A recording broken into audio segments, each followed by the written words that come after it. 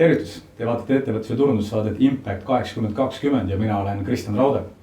Täna me räägime müügist.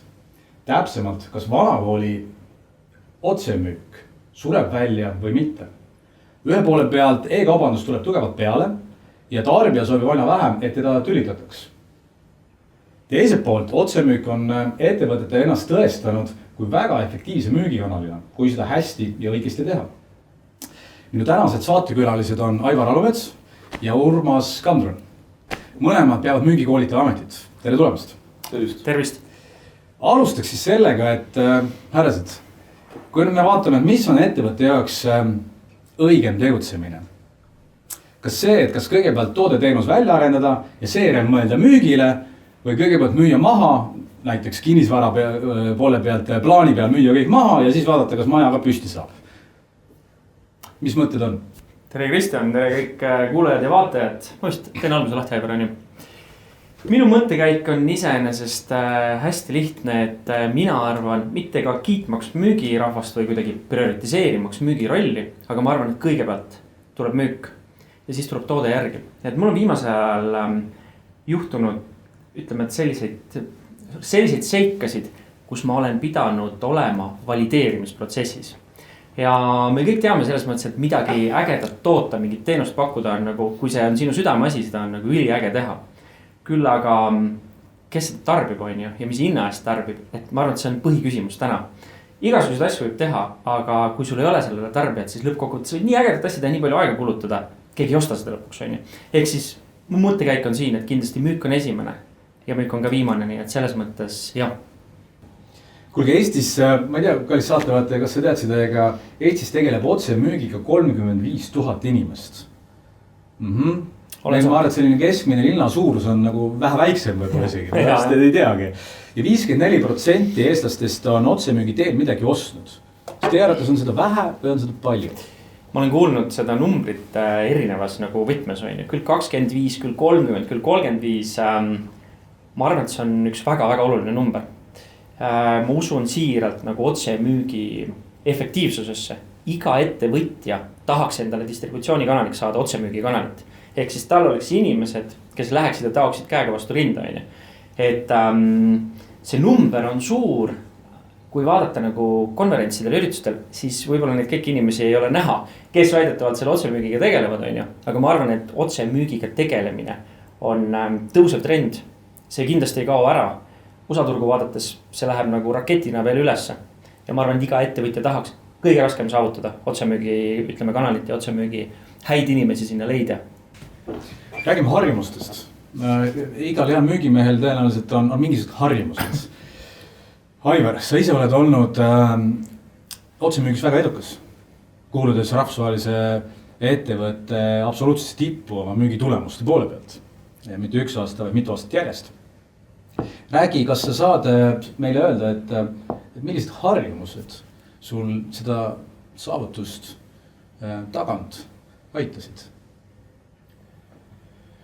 Hea küsimus. Harjumus, mulle, ma ei tea, kas kuidagi loomu poolest on see tulnud, et ma olen asjas, kui ma midagi teen, siis ma olen asjas nii sees. Ja see tagab mulle hästi suure keskendumisvõime.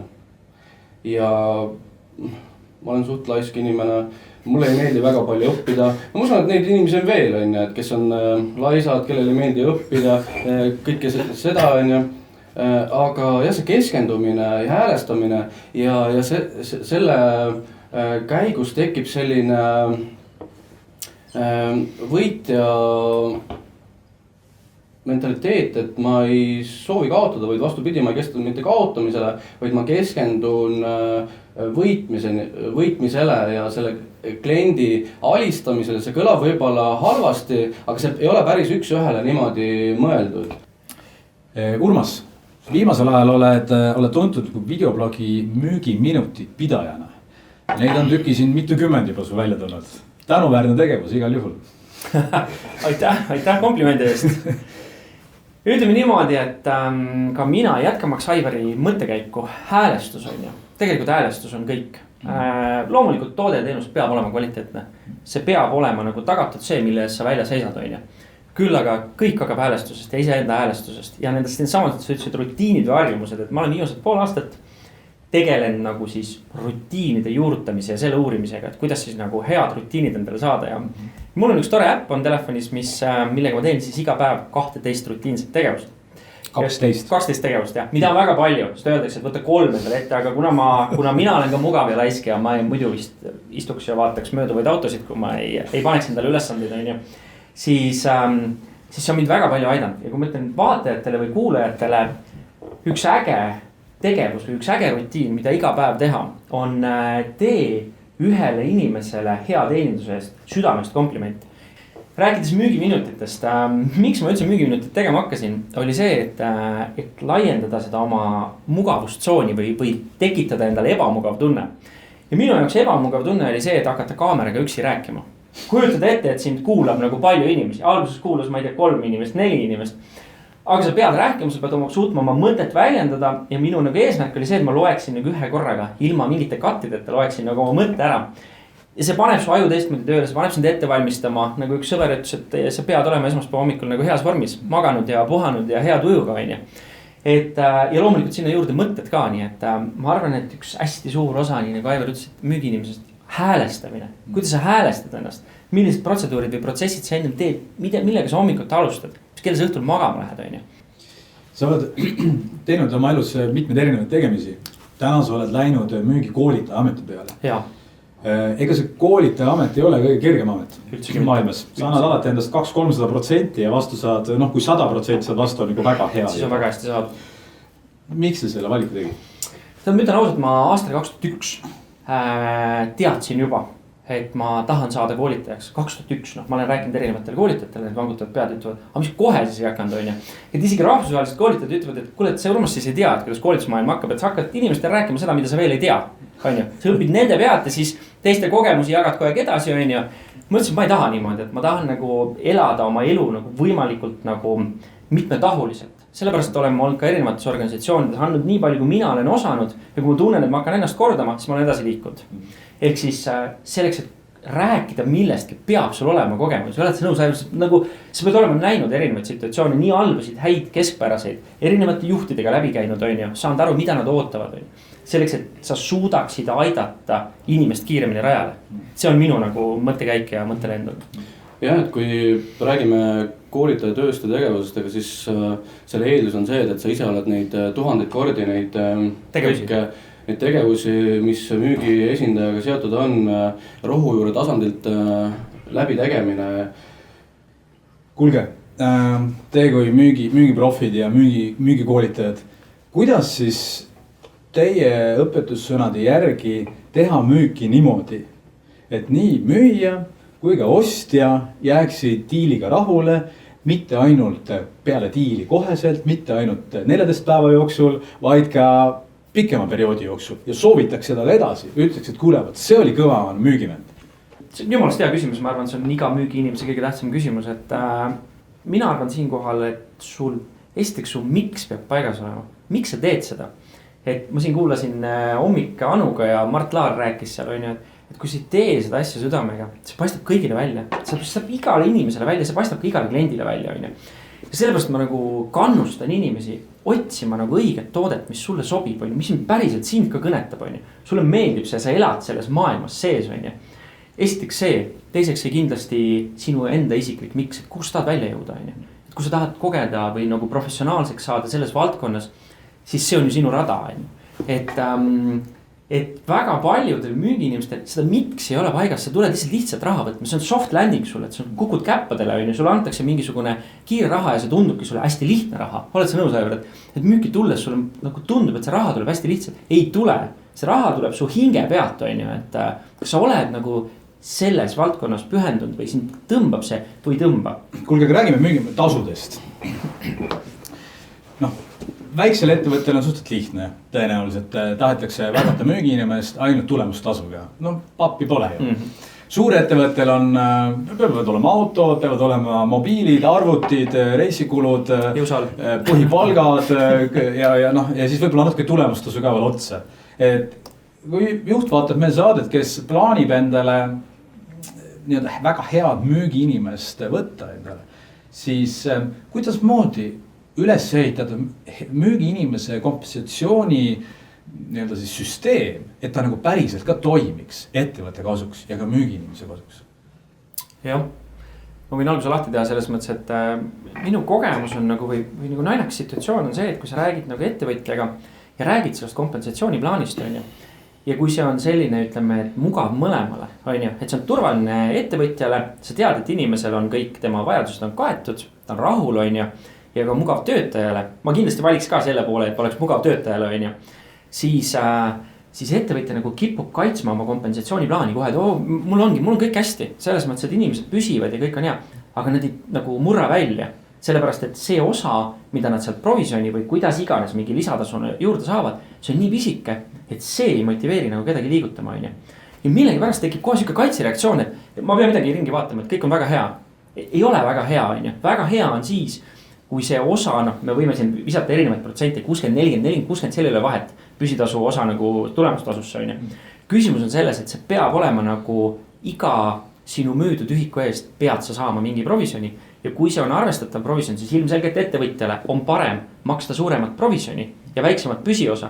Sest sa tead, et see inimene pöörleb ja müük on nagu karm ala, ennem teid spordi näite, on ju. Selles mõttes, et medal sulle jääb, on ju. Aga müügis, kui on uus kuu, siis on uus kuu. Eelmine päev sõite torti, üli hea kuu oli. Nüüd kõik, selles mõttes, et siit lähed uuesti edasi. Ja sellepärast väga paljud ei jõua käia seda ratast lihtsalt. See on nagu nii nagu tugev, pinge on sul kogu aeg peal, on ju. Iga kuu esimesest kuupäevast jälle puhas leht. Eelmine medal enam ei kehti, on ju. Et mina olen seda meelt, et see provisjoni osa peab olema nagu selline, et see on motiveeriv ja see on väga selge, hästi selge. Müüd ühe ühik rohkem, saad ühe ühik rohkem raha kuu lõpus, on ju. Aivar, mis sa arvad?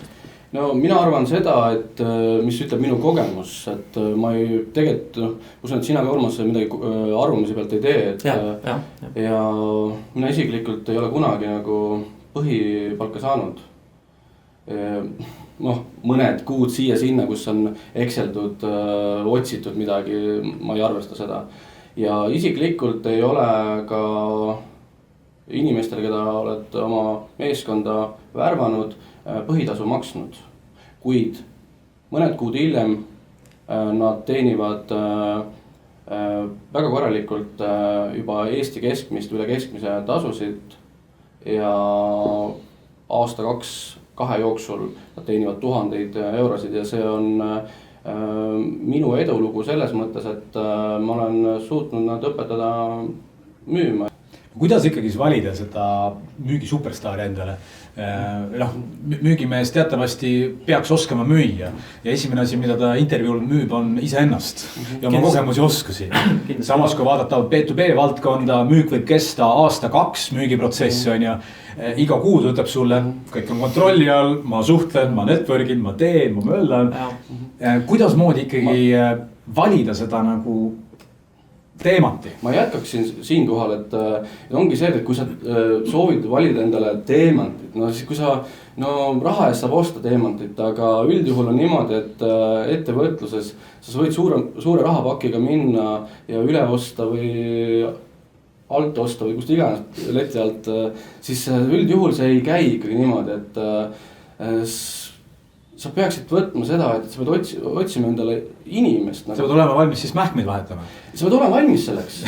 Sa peaksid olema valmis selleks, mitte päris niimoodi, et nagu, kui sa tahad nagu teemanti lähedast müügiinimest või sellist kulla väärtusega inimest, siis paratamatult see sisseelamisaeg, seda on vaja, eks, et ja pigem ära otsi seda teemat, mis juba läigib ja mis on juba turul juba nii suurt hinda väärt, vaid seda, kes on nagu lihvimata teemant. Et sina ikka teed ka mingisuguse asja ära, siis sa lood tema silmis, et ütleme tema silmis enda väärtust nagu tõstad, et ta respekteerib seda rohkem kui mõnda suuremat summat raha. Täiesti nõus, täiesti Aivariga nõus, et jaa, teematit pole mõtet üle osta, sest teemat ei pruugi nagu teises karbis enam sama hästi särada.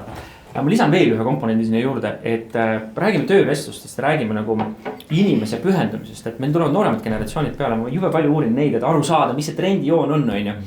Ja ma arvan, et tänasel juhil ei ole mõtet enam mõelda seda, et inimene jääb tema juurde nagu igaveseks, on ju.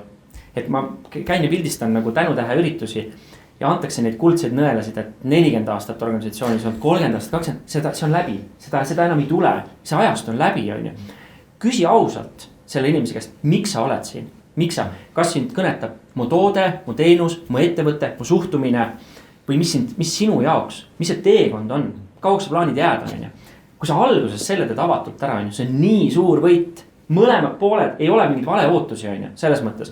Ta ütleb, mul on 2 aastat aja välpsin, ma olen selle aja, panustan sinu juures täiega ja siis küsid, mida sina juhina saad teha, et avaneks, mida sa saad talt eest ära võtta, mida tal on vaja, on ju, selleks, et ta nagu täispotentsiaali annaks sinna, on ju. Ehk siis see, ma arvan, see avatus on nagu hästi oluline, et sa ütlesid, kui seal ütleme, et siis intervjuul müüakse, loomulikult mõlemad pooled müüvad ennast, on ju, ja natukene suletud kaartidega, on ju, mida avatum see müük on seal, on ju, seda vähem on pärast pettumist. Räägime arvutitest ja teeme korra, zoomime välja sellest otsemüügist. Vaatame nagu suurt pilti. Suur pilt täna on see, et väga palju reklaamiraha eelarveid liigub digisse, internetti. Erinevad uuringud ütlevad seda, et kuskil läbi 60% klientidest ei puutu üldsegi müügiinimesega enam kokku. Kas see müük siis nagu otsemüügi mõistes sureb siis järgmise 3-5 aasta jooksul või kuni 10 aasta jooksul välja ja robot võtab üle, masinad võtab üle või mitte? Lihtsamad tegevused kindlasti võtab masin üle. Ütleme, mina vaatlen seda selliselt, et kui sinu jälitamine digimaailmas läheb nii massiliseks, et sa lõikad ennast sellest lihtsalt välja, sest sul on siiamaani sellest, on ju. Sind jälitatakse igal sammul, igal pool loobitakse selle reklaame ette, viiakse sind kogu aeg sellele lainele. Toodetakse ka head sisu, mis on täna nagu kõige tugevam trend, on ju, et ma saan kiiresti 3 minutiga millestki aru, on ju. Siis müügi inimese roll võib-olla läheb nagu veel rohkem niši. Ta on veel rohkem nagu selle spetsiifilise valdkonna spetsialist, on ju. Ehk siis kui sa suudad ise kliendina kõik netist välja otsida, sul on juba kõik arvamused olemas, sa oled review'd läbi lugenud, sa tead juba väga täpselt, mida sa tootest arvad. Siis viimane see, ütleme, kinnitus jääb sellele, kui sul on veel mingid väga spetsiifilised küsimused, siis sa räägid selle müügiinimesega. Ja kas siis tuleb sinu jah või tule, on ju. Sest kõik muud otsused sa oskad ise ära teha, kõik emotsiooni ostad nagu nii. See on siis müügiinimene, et siis ta on pigem selline teenindaja, eks ole. Võimalik, et me võime teda nimetada teisisõnu, aga tegelikult tema olemus jääb nagu ikkagi, ütleme, diili lukku lööja, on ju. Ja kindel on see, et müük kuskil ära ei kao, traditsiooniline müük, et siin 70-80-ndatest on vaid moes mingid asjad, mis 90-ndatel enam ei olnud ja nüüd hakkab vaikselt jälle tagasi tulema, eks, et see võib-olla liigub niimoodi lainetena, et võib-olla see protsentuaalselt on nüüd see digiturundus ja müük, kus inimestega nagu väga palju kokku ei puuduta, aga paratamatult me ei ole, veel küll ütlen, et arvutid, eks, et ja me soovime ikkagi inimestega kokku puutuda ja küll see üle läheb. Et ei ole võtnud siin sõjad seda müüki ära, on see üks vanimaid ameteid ja jääb ka. Müüki saab väga palju ka iseseisvalt õppida. Mis on teil sellised head kanalid, mida te saatavate soovitaksid, mida jälgida või kus ise alustada? Mina näiteks, mulle hästi meeldib üks usakas nimega Grant Cardone, kes on nagu sellises suhteliselt karmi ütlemisega ja mulle meeldib selline nagu vahetuja, et seda ei ole mingit nagu mämmerdamist, et müük ongi karm, selles mõttes, et võta või jäta, on ju. Et see on enesekontroll ja harjumused, rutiinid ja endaga hakkama saamine, on ju. Et mina soovitaksin alustaval inimesel see, et sa toodet või teenust tunned, on ju, seda saab sulle ettevõtte inimene õpetada. See, et sa endaga hakkama saad, see on oluliselt raskem kogu selle protsessi juures, kui see, et ettevõttes siin nagu pannakse kuskile, lihvitakse siin teematiks, on ju. Et tegeleda nagu, ütleme, enesekontrolli, selle teadvel oleku, selle kõige ägedamate sõnadega mindfulnessiga, on ju. Sa oled siin, sa päriselt nagu, sa ei ole emotikonidega, vaid sa oled nagu siin reaalselt, räägid inimesega, saate emotsioonidest aru, oskad teda kuulata, on ju. Ma nagu tegeleks selle poolega üldse täna, et mina jutustaks järjekordselt oma lugu, kuidas mina müügiinimesena siis alustasin, Kristjan, sinu käe all, eks, et ja me omakorda saime väga häid õpetusi siis väga headelt õpetajatelt ja nüüd läbi selle saad sa hakata ennast arendama läbi raamatute, läbi audioplaatide, läbi mingite filmide. aga mis on lemmikraamat müügist või müügi psühholoogias? Kui ma võtan seda, et kui ma olin müügi esindaja 5 aastat, esimesed 5 aastat, siis Ogmandino on siis kirjanik ja maailma parim kaupmees on selline raamat. Ja see on suhteliselt õhukene raamat. Laisale inimesele mõnus lugemine. See on mõnus lugemine laisale inimesele, aga mis on selle juures, et kes mõtlevad, et mina nüüd laisk ei ole, mina ei peaks seda raamatut lugema, siis tegelikult mina sõnastaksin selle ümber on see, et ma olen, kordan pidevalt sellist väljendit nagu, et pisiasjades peitub see võlu. Ehk siis seal kirjutab kõige lihtsamatest asjadest. Lühidalt, kuna see raamat, nagu ütlesin, on õhukene ja põhitõdedest. Olen kuulanud ka ära kõik toredad bestsellerid. Lihtsalt selleks, et jällegi saada pilti avardada. Mul viimane raamat, mis täielikult klikkis minuga, on Mel Robbinsi 5 sekundi reegel, 5 second rule. See tuleb kohe varsti, mul siin sõbrad kirjastavad seda ka eesti keelde, et ta tuleb lettidele. Ja tohutu jõuga ma leidsin seal hästi palju kinnitust oma varasemale elul nagu kogetule. Et nüüd üks inimene on selle nagu ägedat raamatusse pandud. Ja 5 sekundi reegel, oled sa juba lugenud, ei ole? 5 sekundi reegel on tähendab see, ükskõik mida su keha või su aju või su süda sulle indikatsiooniks annab, et sa peaksid nüüd tegema. Aju killib selle 5 sekundiga ära. 5 sekundit läheb aega selleks, et sa ütled, sa ei pea seda tegema, sa ei julge seda teha. Su tegelikult ei ole seda vaja. Mis on härrased teie isiklikud 20% harjumusi, nippe, trikke, salajasi rituaale, mis on toonud teid tänasesse hetke? Mul on kindlasti, mida ma olen hästi palju lihvinud, on hommiku võitmine. Kuidas võita hommikut on ju? Kuni selleni, et need vitamiinid, mida sa kogu aeg ära unustad, need on sul valmis pandud juba kapi nurga peale, et kui sa hommikul võidad, sa tead väga täpselt, mida sa teed. Smuuti hakkab siit, on ju, vitamiinid siit, sidrunivesi, teed selle, astud toast välja, on ju. Ehk siis see ettevalmistus on tohutult suure jõuga, et päeva hästi läbida. Nii et kindlasti see on nagu üks pool. Teine asi on see, et ma olen visanud nagu nalja. Sa oled ka olnud nagu otsemüügis, on ju, Aivar, et kui sa võtad endale 3 uut kliendikontakti iga päev, see tundub nagu nii naljakalt väike number. Tegelikult reaalsus on või? Enamus teevad ühel päeval 5 ja 4 päeval ei tee mitte midagi. Sest lihtsalt sul lihtsalt väsimus tuleb peale või sa ei taha seda teha, see on ebamugav, on ju. Ehk siis kõige lihtsamal kujul 3 uut kliendikontakti päevas, see on nagu nii lihtne, see võtab sul, ütleme koos ettevalmistusega võib-olla aega, no ma ei tea, 30-40 mintsa päevast. Ma ütleks, see on kõige olulisem. Ja need kliendikontaktid hakkavad tagasi tulema, mõni kuu aja pärast tagasi tulema, on ju. Siis kuulema, sa kirjutasid mulle, on ju, et sa võtsid kontakti. Kui sa teed seda jätkusuutlikult kogu aeg järjepidevalt, ma ütlen, see on müstika, kuidas see murrab nagu barjääre. Minu harjumus, et kui ma olin müügiesindaja, oli see, et nagu ma varasem eelnevalt juba mainisin, oli see, et see keskendumine ja häälestamine sellele kõigile müügiprotsessile, et ma võtsin ennast kui nagu näitlejat või vähemalt mitte näitlejat, aga ma mõtlesin tihtipeale nende inimeste peale, kes näitlemisega tegelevad. Et kui see eesriie nüüd eest ära läheb, et siis sa pead olema 110% valmis seda publikut lõbustama, talle kasu tooma, milleks sa sinna läinud oled, eks. Härrased, kui saatevahetajad peaksid teid tegemisi soovima jälgida, siis mis kanalit te ise soovitate? Minul on kindlasti kõigile soovitus, et YouTube'is kirjutad sisse müügiminutid ja sealt juba leiad minu mõtteid ja sinna tulevad ka minu selle aasta intervjuud, mida ma plaanin teha 12 tükki ägedate müügiinimestega. Nii et müügiminutid on märksõnaks. Jah, mind leiab siis nimelt Aivar Alumets, et kirjutage mulle Facebooki. Ja mida ma veel ütlen lisaks on see, et iga kvartal teen ma tasuta koolituse siis iga kvartal kuni 5 inimesele ja loomulikult see on siis valitud seltskond seal, kes sinna pääseb, et kes tunneb huvi müügide vastu, müügikoolituse vastu, siis kirjutage mulle. Aivar Alumets siis on minu nimi. Kuulge, nüüd selline natuke nagu elu kokkuvõttev küsimus ka kõige lõppu on ju. Kui te peaksite jätma homsest kõik oma tänased tööalased tegemised. ja teil on järeltulija tööalased, kes võtab selle teilt üle. ja teil on selle järeltulijaga aega kohtumiseks 1 minut, mitte rohkem. uks sulgub selja taga ja ongi kõik.